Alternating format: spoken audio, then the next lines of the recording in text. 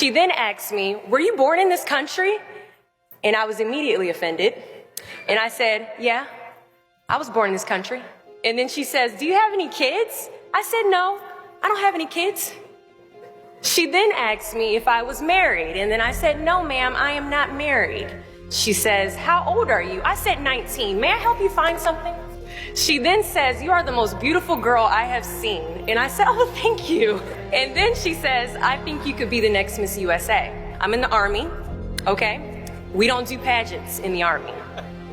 She then asked me to meet her at Starbucks the very next day before my next shift at Target. And apparently I was a pretty open-minded 19-year-old because I actually agreed to meet her the very next day. The next day she brought this foot-tall stack of pageant books and proceeds to convince me to enter into a state pageant. So 3 months later, I compete in my first pageant and I lose. I go back the second year, compete in the state pageant. I lose. Go back the third year, compete in the state pageant and lose. Go back the fourth year, compete in the same pageant and lose. I go back the fifth year, y'all,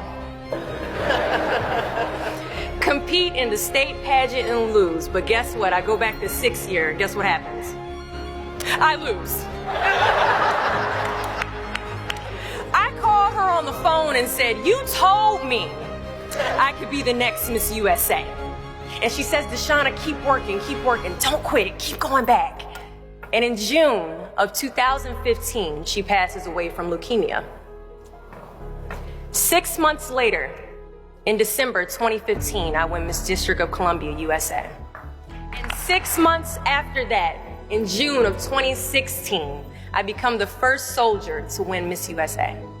At times, our purpose drops in our laps as if the heavens threw it by accident.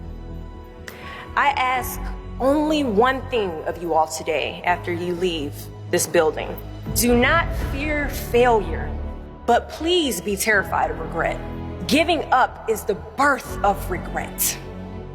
After you walk out this door, you will receive 100 doors shut, slam in your face. You will have 100 moments that will be filled with someone telling you no, or telling you, thank you for your application, but we regret to inform you that we've chosen a different candidate for this job. You will sit in 100 different interviews and you will not get the job. The reality of life is that we will all hear more no's than we hear yeses.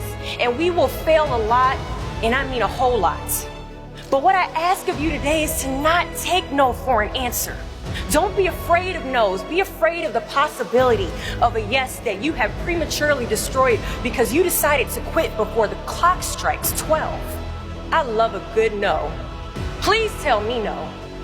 Telling me no is like adding fuel to a fire that is now set ablaze because of your single no. So today I challenge you to fight, to work, to not stop here, to believe so heavily in your aspirations that you too will not fear the word no, but instead you will choose to welcome it.